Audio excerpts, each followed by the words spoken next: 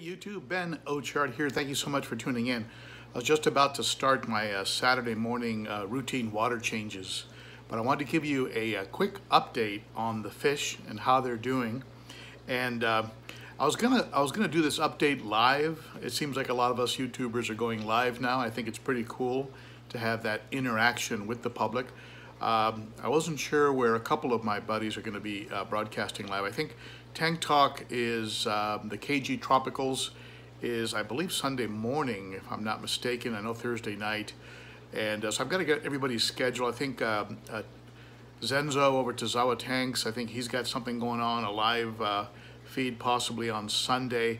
So in my mind, I think there was enough live stuff going on, and I certainly didn't want to conflict with some of their broadcasts. As you can see, I'm an old school tank talker, old school KG Tropical fan, so I don't want to interrupt with those guys. But at any rate, I just want to give you a quick update on the fish. Some of them are starting to display some a different look, and I wanted to share it with you. And I also had a couple pickups that I want to show you and get your take on them. All right? So thank you so much for tuning in, my friend. Well, we're constantly looking at our fish, of course, and those of us who spend the time actually gazing at them like I do notice changes. And I've noticed some interesting changes recently. And for the first time, and I've had this Xeroc that you see here, whose blaze is not a true yellow, it's sort of a red-orange. And for the first time, he actually has some egg spots. And I don't know why all of a sudden he has egg spots, but they've appeared. And so he's going obviously through some kind of a change. And he's a beautiful fish. I know he's not a traditional looking Xeroc, and more than likely a bit of a hybrid, but certainly has been one of my favorites over the years. One of the first African Cichlids I picked up, actually. So another thing I've noticed is that the Otopharynx tetrastigma, another one of my favorite fish here that I grew out from a small juvie, has all of a sudden black tips on his pectorals. He got some black pigmentation at the tips of his pec fins, and I'm not sure what that's all about. And interestingly enough, after being featured in a video, my sand diver all of a sudden, with the foggy eye, all of a sudden got a couple egg spots on his anal fin. I'm not sure if that means that he's actually a male. I'm still thinking it's a female because it's been so long and he has put on so much size without color. But you know, coloring up can be because of a variety of reasons. It can be, of course, because they're male, but also they can be they can not color up sometimes because they're intimidated, and they're very subdominant, and so they don't want to appear like a male. They want to stay off the radar of the tank boss, which in this case is this giant Venusus here. Again, a fish I raised up from a 1/2-inch fry. You can see in some older videos, but he's a beast. He might be the one that's been pecking the anal fin of the Fusco. The Fusco's been challenging recently, trying to make a move, but of course he doesn't stand a chance against that giant Venusus. But I noticed that the Fusco's anal fin has some little splits in it, which if he'll turn sideways for me, which he probably will. There he goes. There you go. You can see a couple splits there in the anal fin. I think somebody took some nips at him, and I think the only one in this tank that would dare do that, because he is very aggressive, is the boss.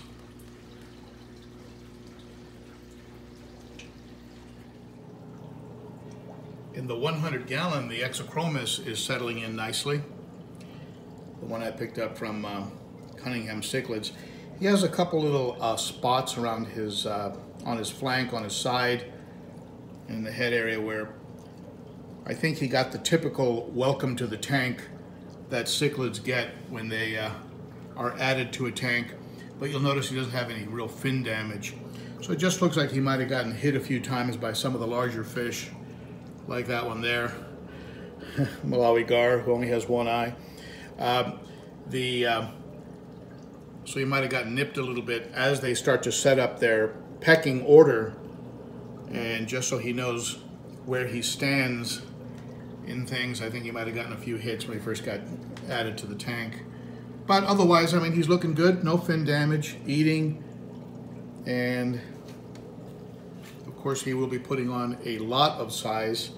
They can get up to 13 inches, and they have a very unique mouth, a little bit like a hawk, very strong, and can really tear things apart if they get in the mood to do so.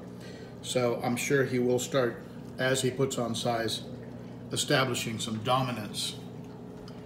As you can see, the other fish in the tank are doing very well. I made the mistake of stopping at a local fish store, Glendale Tropical Imports, and they happen to have a few living stonies. You can see them here. I picked up 3 of them, like $7 or $8 a piece. Very good looking fish, nice markings, real clean distinction between the markings and the white background.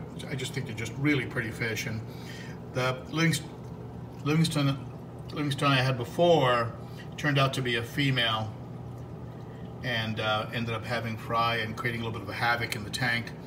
So I ended up getting, actually selling her to Nolan, a fellow who has an aquarium store down in the San Pedro area, I believe. But at any rate, I also picked up what is supposed to be a little sulfur head and an OB. There's an OB in there, and if you can make him out. And I picked him up because he has like a little bit of red and blue in the body, which I really love in OBs. So hopefully this one will make it, and will be out of quarantine in about 30 days. I'm thinking I might leave the Livingstonies in here and let them put on some size, and then move them right into the 100, just because of their temperament. And then I'll take the sulfur head and the OB, and they'll go. Their next stop will be the 60-gallon over here. So they'll live in here for a while before they're big enough to go into the 100. See, I've got a red shoulder that I also picked up at that. Glendale Tropicals. There's also, you'll notice, a sand diver in here. It's a little juvenile sand diver.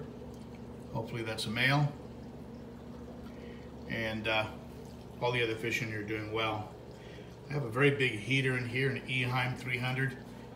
Can't get the thing to stay stuck to the back, it keeps falling. At any rate, I'll probably end up just laying it near the bottom of the tank. I like heaters horizontal and low when I can, because that way I don't have to mess with them when I'm changing water, because the water level doesn't go below the heater. So I'll probably end up putting that one nice and low in the tank. So at any rate, that's the update. You can see I'm all ready here for my water changes. My towels are down, and hoses are out, and time to get to work.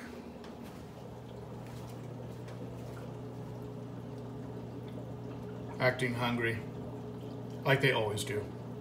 So there you have it, and let me know what you think below. Share your thoughts, your comments. As always, I do read them.